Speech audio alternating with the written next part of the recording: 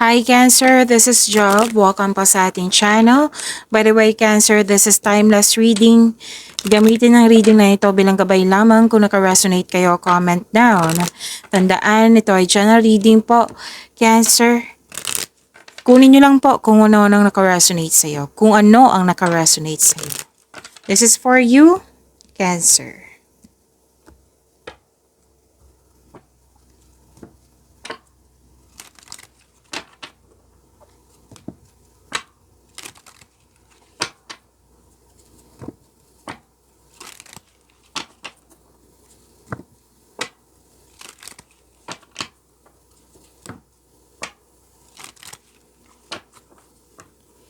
Para po ito sa iyo, Cancer.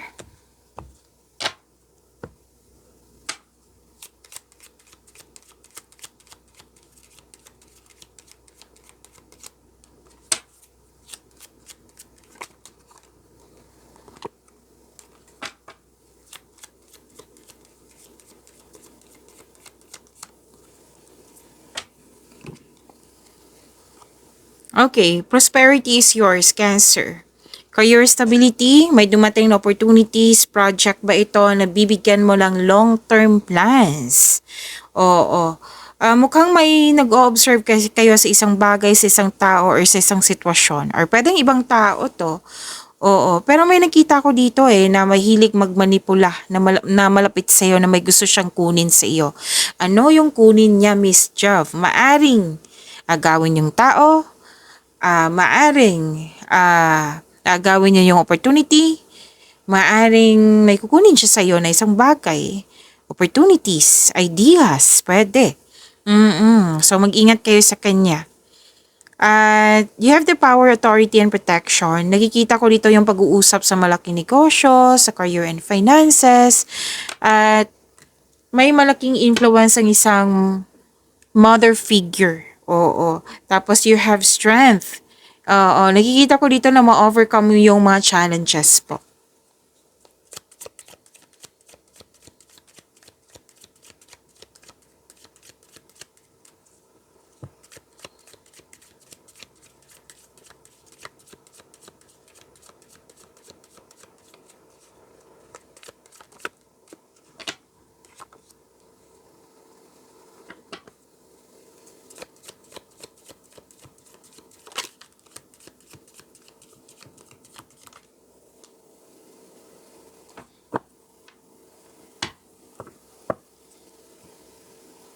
Kung may napansin kayo na repeating message, yan po yung pinupush tong course sa inyo. Like for example, nanood kayo sa isang video reading nyo at dito 10 at may napansin kayo na repeating message.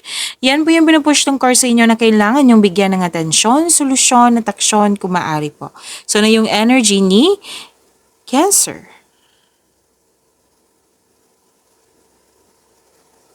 You're very inspired. Maraming ginagawa si Cancer, oh. May dumating sa iyo. May na-receive kayo or may dumating sa iyo na mas naging inspired ka. Pwedeng bagay, pwedeng tao, pwedeng opportunity, pwedeng sitwasyon na mas naging inspired po kayo. So this card asks you to stay open sa mga signs na bigay ni universe and take action when they appear. Ang ilan sa inyo may chance na maglakbay sa malayong lugar or ito yung abroad. Oo. So ito ang oras na kumilos ka na at isagawa ang matagal mo ng plano or proyekto. May nakita rin ako dito na magsimula ng pamilya, magbuo ng pamilya, pwede magdagdag ng anak. So may exciting dito na opportunity na magpapasigla sa iyo.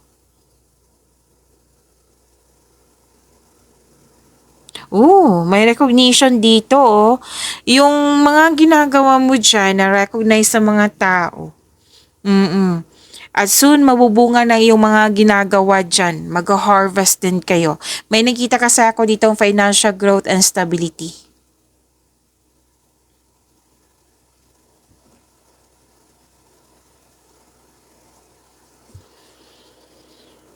Makaka-receive kayo ng mabuting balita.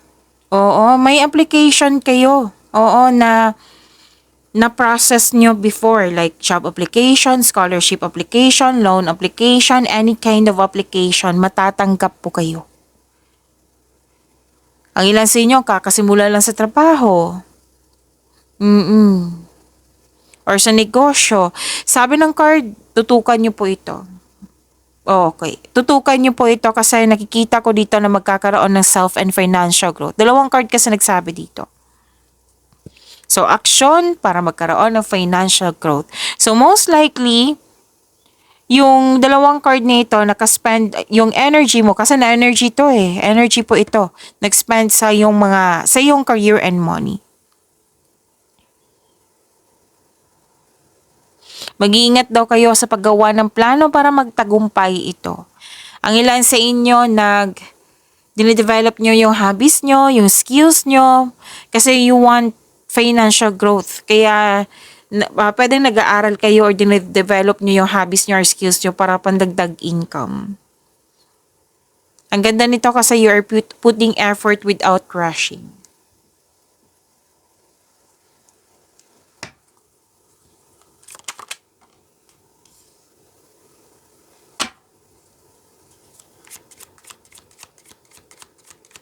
This is about your career and money, Cancer.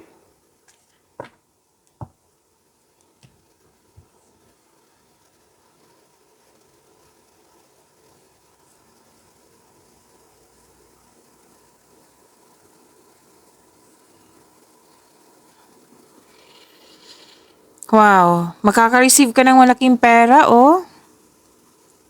At the same time, oh, na naging generous kayo sa kapwa nyo. Pwedeng kayo ay nagbigay ng pera, regalo, or tulong, or kayo ang nakatanggap. Pwedeng, most likely, kayo ang nakatanggap nito ng malaking pera. Pwedeng return investment. Ito ay parating na or dumating na.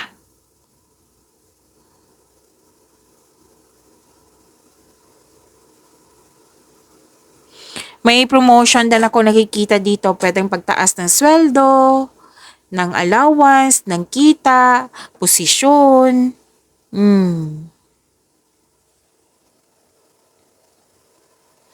And this card asks you to consider helping someone at work.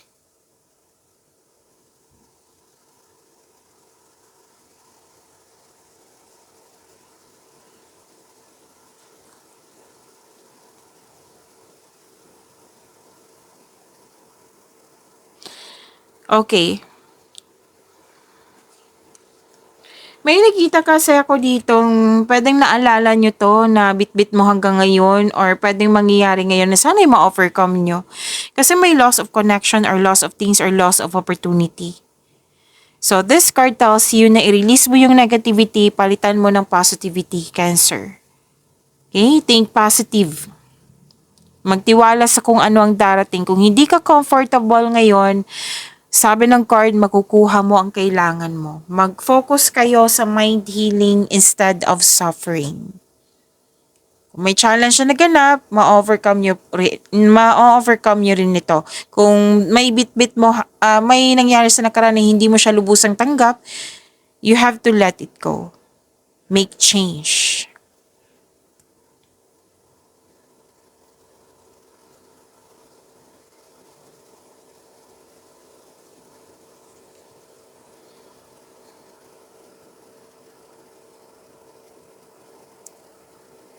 Makinig po daw kayo sa inyong intuition. Kasi naghahanap ka ng sagot sa inyong mga katanungan dito solusyon sa inyong problema. Sabi ng yung card, nasa iyo na yung sagot, nasa iyo yung solusyon. Know that the answers are already within you. Huwag kang umasa sa opinion ng iba. Trust yourself. Makinig sa iyong sarili. Piliin niyo pong magtiwala sa inyong sarili kaysa mag-overthink.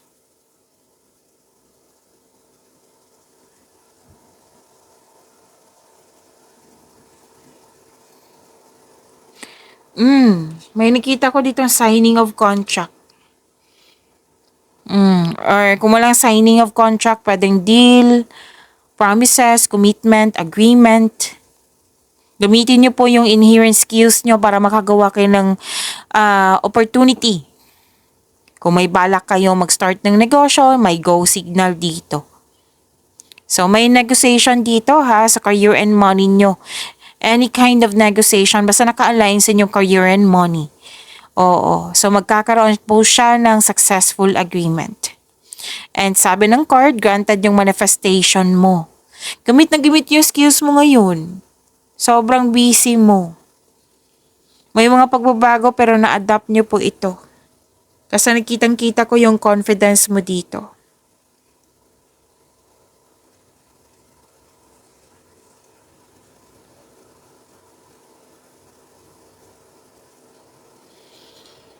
Okay.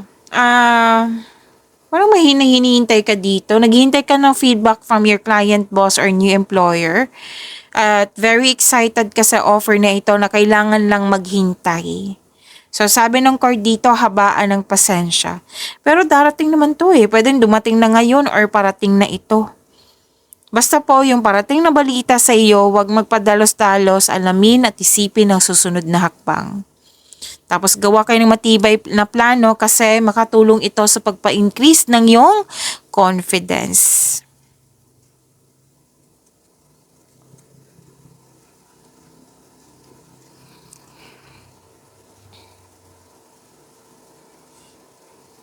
Isa o maraming alok o idea ang darating sa iyo. So, ilang beses lumabas dito? Sobrang busy mo. Cancer. So, exciting on new opportunities andito din. Financial stability, sinabi din dito. Wow. Nagkaroon ng abundance sa kaperahan mo. Yung mensahe na hinihintay mo, kung ano man yung hinihintay mo, darating na po. Pwedeng dumating na. May parating na blessings po na magbibigay saya sa iyo. May travel akong nakikita dito, oo. Or di kaya isang tao na darating sa iyong buhay. So, exciting opportunities andito po.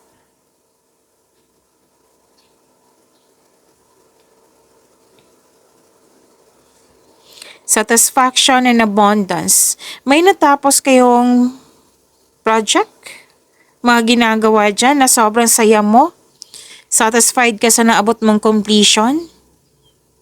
Andito po yung recognition for a job well done. Promotion, andito pa rin. So makinig daw kayo sa inyong intuition at i-honor yung new ideas na dumating sa iyo kasi it will lead you to increase prosperity and abundance. Yung dumating na ideas sa inyo, yung bagong ideas, magbibigay yan ng increased prosperity and abundance sa iyong career and money. So tandaan niyo po iyan.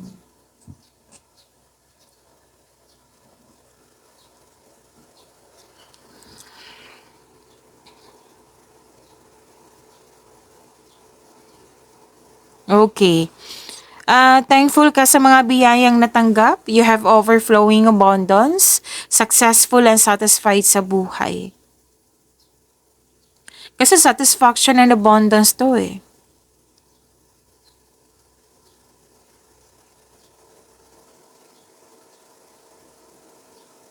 You have the power, authority, and protection.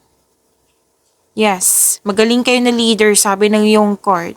Ang ilan nga dito, may leadership role na in-offer. So, magaling kayo sa mga ginagawa nyo. Kung hindi kayo leader, sabi ng card, magaling kayo sa mga ginagawa nyo. Nang dahil sa mga ginagawa nyo, malaki ang tiwala ng mga tao sa iyong strength and skills at ang iyong talino, sa iyong mga experience, sa iyong mga napatunayan na nagkaroon ng positive outcome. Very supportive yung mga tao dyan sa iyo.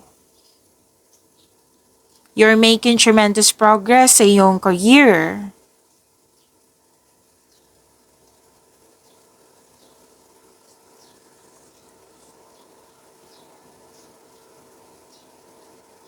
Okay, ang advice ng card dito, you should take a risk and try something new. Try to step out sa comfort zone kasi magkakaroon po ng financial growth. So, kailangan ng confidence dito.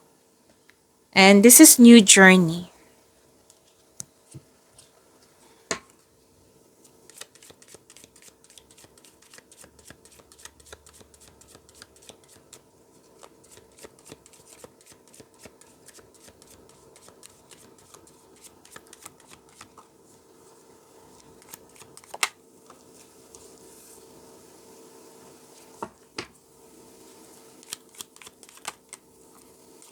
Okay, so tatlo po ito, kunin ko na. This is about your love life, self-love, partnership, and romance.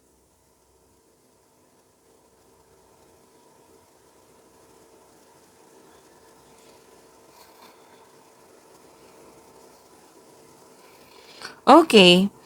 My gift from the universe dito, oh. The divine is offering you a new love, Cancer.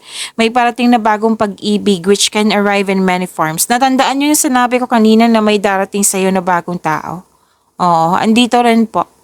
Pwedeng you love yourself more, pwedeng bagong tao na makapagbigay sa'yo ng love, peace, and happiness sa iyong buhay.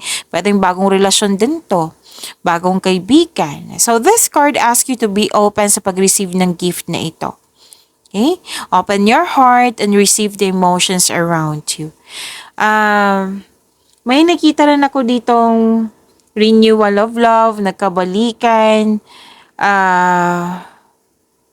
very supportive kayo sa isa't isa, mahal na mahal yung isa't isa, masaya kayo dahil masaya kayo nagkaroon ng positive emotions flow.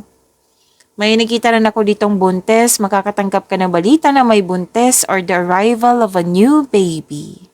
So some of you nag-focus sa self-love and you're taking time for yourself at nagkaroon ng personal development.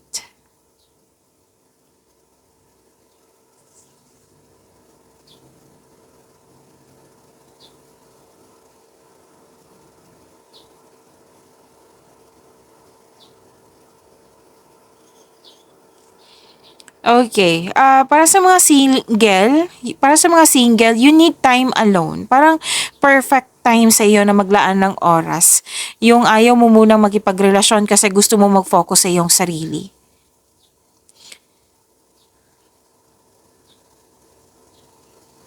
Para sa mga marelasyon sa buhay mag-asawa, gusto mo ng space. Oo, nagkaroon ng space dito kasi space is a sign of respect sa iyong sarili, sa inyong connection at sa iyong relasyon. Oo, sa inyong connection, sa inyong person, pwedeng sa kaibigan mo to, pwedeng sa matalik mo, sa malapit na tao sa iyo.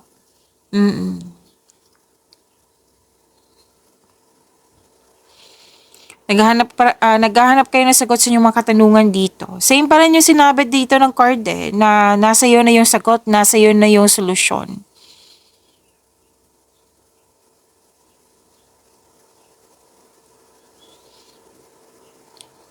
Nagkaroon ng anxiety or pag-alala, nagkaroon ng conflict. Ang sabi ng card dito, communication is the key. Mag-usap po daw kayo ng mahinahon.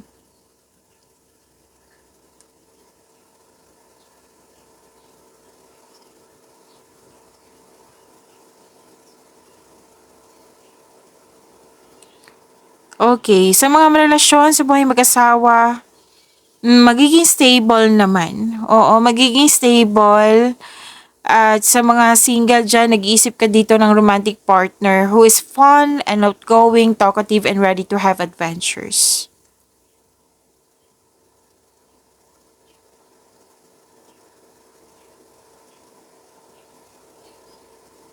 Huwag po daw kayo magmadali magkaroon ng relasyon. So, kailangan magkaroon kayo ng same vision for the future upang sa gayoy magkaroon kayo ng isang healthy relationship soon.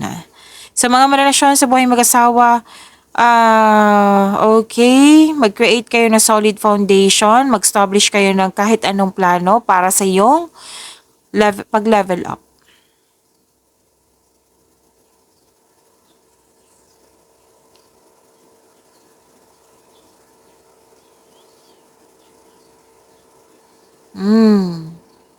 Kilalanin mo muna ha sa mga single dyan kasi may dumating na sa inyo na enjoy niyo po yung muna yung getting to know each other stage. Okay? May proposal dito sa mga relasyon, sa buhay mag-asawa. Proposal, aamin. Oo, may nakita kong ganyan eh. Makakatanggap din kayo ng good news.